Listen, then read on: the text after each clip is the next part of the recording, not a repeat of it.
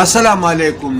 زیم بخت الله جان حسرت او تاسو ګورئ په پښتو پوینټ ټي وي باندې د نن ورځې تر دې دمه خبرونه.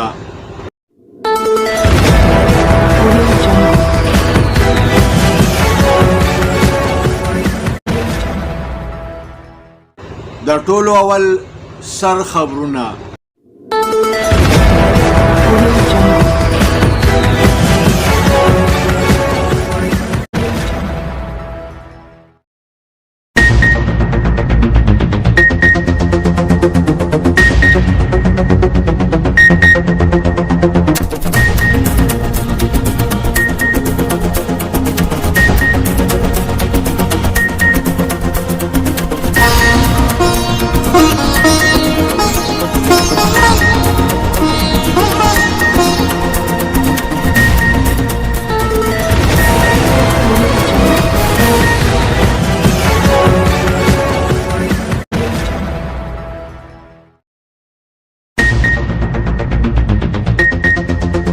په تیرو 40 غنټو کې کرونا وایرس په ملک کې 34 کسان نور وجلی دي.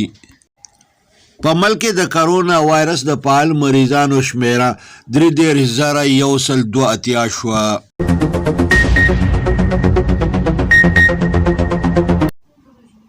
د چین نه د کرونا وایرس د ویکسینو د راوړو دپاره د پاک فضایي اجازه لیږلی شوی دی.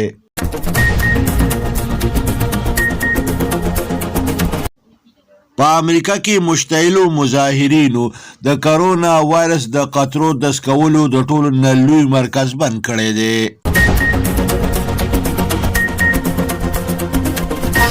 وزیر اعظم عمران خان ویلي دی چې ما خپل ټیم ته په ګرانۍ باندې د نظر ساتلو هدایات جاری کړي دي.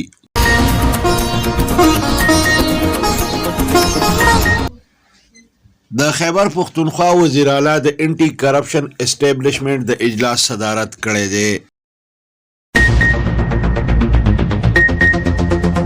وزیر دفاع پرویز خټک ویلي دي که ما نه غوښتی نو نن به د عمران خان حکومت نه و.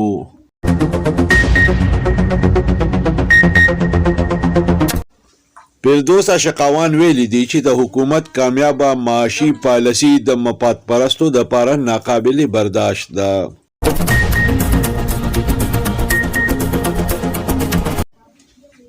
مریم اورنګزیب ویلي دي چې عمران خان ځای په ځای باندې د کرپشن منډۍ لګولي دي.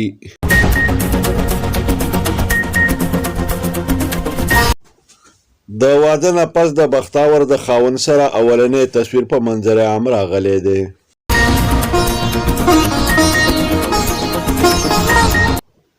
د ټیک ټاک لس د پاسه 100 کلنۍ بوډۍ ګانو هلچل جوړ کړی دی. فرانسیسی وزیر اعظم میکرون د ایران د متنازعه جوهري پروګرام په مذاکراتو کې د سعودي عرب د شاملولو تجویز ورکړی دی.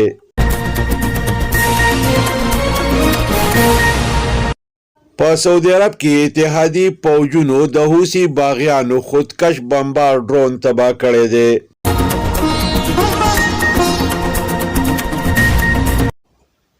پاکستان د T20 سیریز د پاره د جنوبي افریقې خلاف د خپل سکواډ اعلان کړی دی.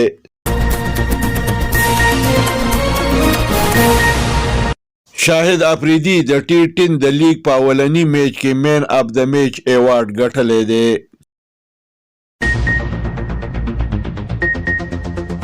د ایشین کرکټ کونسل سربراهي بھارت ته میلاو شوې ده.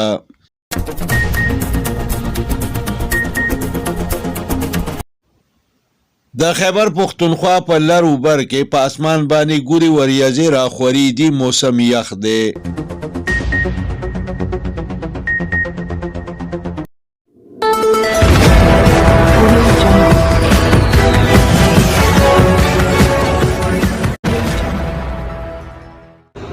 او اوس د دې خبرونو تفصیل.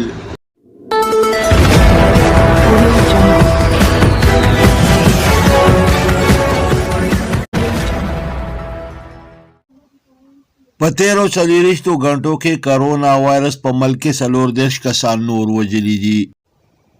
دغه رنګې په ملک کې په تیرو 24 غنټو کې یو کم 1400 د کرونا وایرس نوي مریضان ریکارډ شوي دي. دې سره په ملک کې د کرونا وایرس د مصدقه مریضانو شمیره 15,440,402 ته رسیدلې ده. دغه رنګې په ملک کې د کرونا وایرس د فعال مریضانو شمیره 43,182 شوه.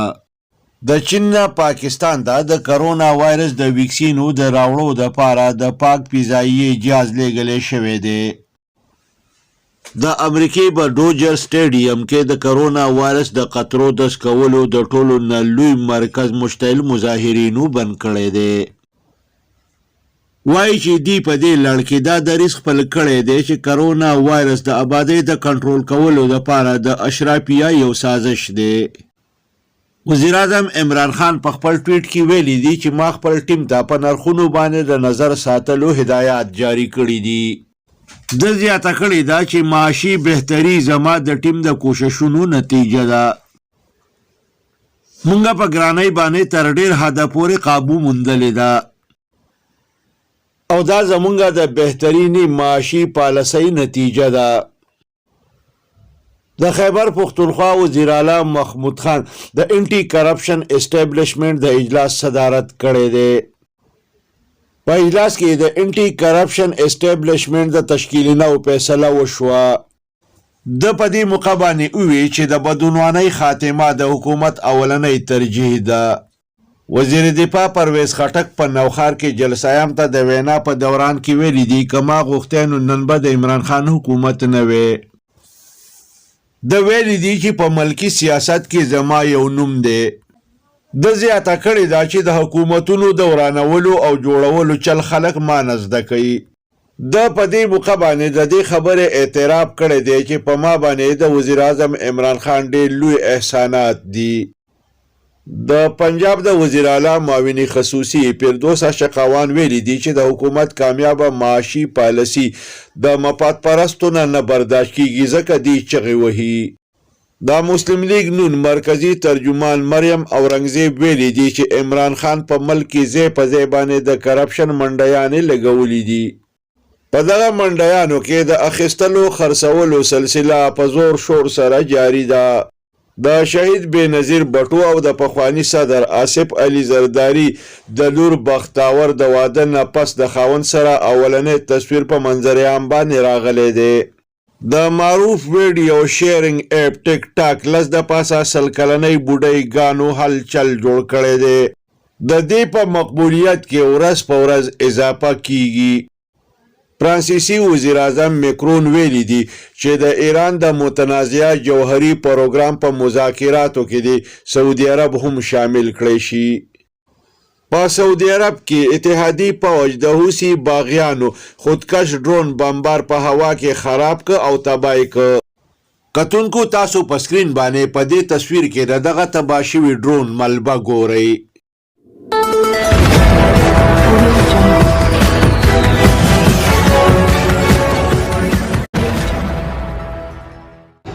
راځئ چې وګورو د لوبو خبرونه.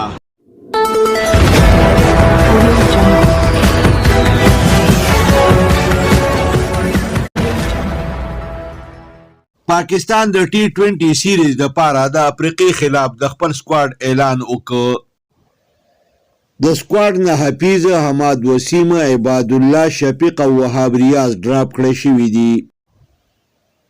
شاهد افریدي په ابوظبي کې د T10 د لیګ په اولني میچ کې 2 لوبغاړي آوټ کړ او مین اف د میچ ایوارډ یې وګټه. بھارت ته د ایشین کرکټ کونسل سربراهي میلاو شوه. کمې سره چې په روان کال کې د ایشین کپ انعقاد مشکوک شو.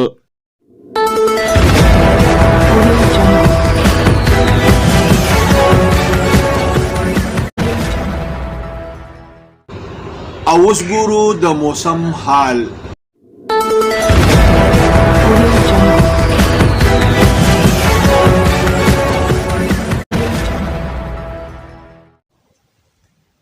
په لره بره خیبر پختونخوا کې په اسمان باندې ګوري وریځې راخوري دي، یخې هواګانې چلیږي. نن یو ځل بیا موسم خشک پاتې شو.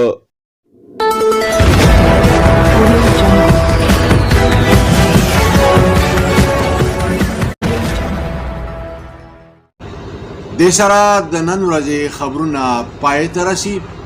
ښاد او اباد اوسئ. د لوی الله په امان.